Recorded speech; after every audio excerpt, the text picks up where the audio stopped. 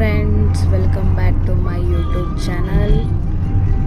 ನಾವೀಗ ಗೋಲ್ಡನ್ ಟೆಂಪಲ್ನ ನೋಡಿಕೊಂಡು ಮುಂದಿನ ಡೆಸ್ಟಿನೇಷನ್ ಕಡೆಗೆ ಹೋಗ್ತಿದ್ದೀವಿ.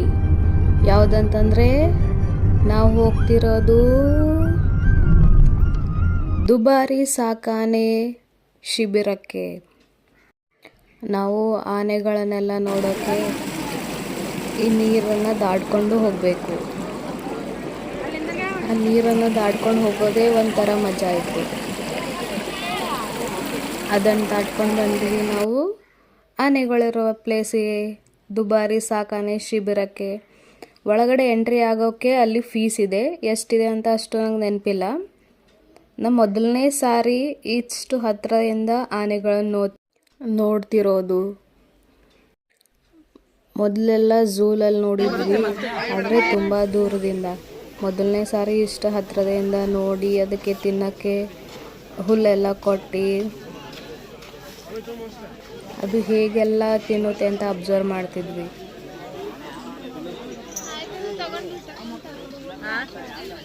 ಅಲ್ಲೇ ಈ ಥರ ಹುಲ್ಲು ಮಾರ್ತಾ ಇದ್ರು. ಒಂದು ಸುತ್ತಿಗೆ 50 ರೂಪಾಯಿ ಅಂತೆ.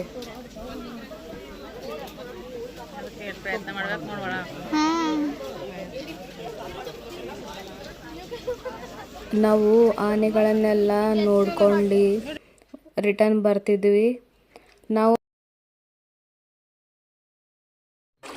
ಈ ಥರ ನೀರಲ್ಲಿ ಬರೋ ಮಜಾನೇ ಬೇರೆ.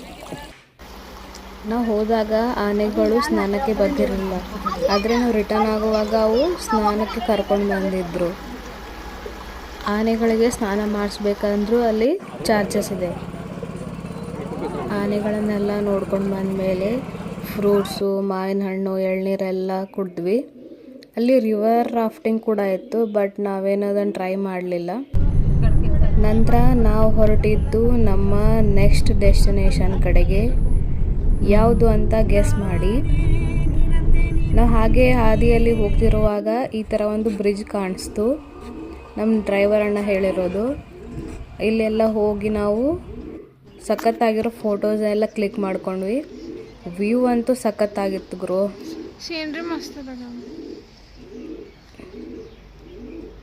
ಇಲ್ಲಿಂದ ನಾವು ನಮ್ಮ ನೆಕ್ಸ್ಟ್ ಡೆಸ್ಟಿನೇಷನ್ ಕಡೆಗೆ ಹೊರಟಿದ್ವಿ. Stay tune guys. ಬಾಯ್ ಬಾಯ್.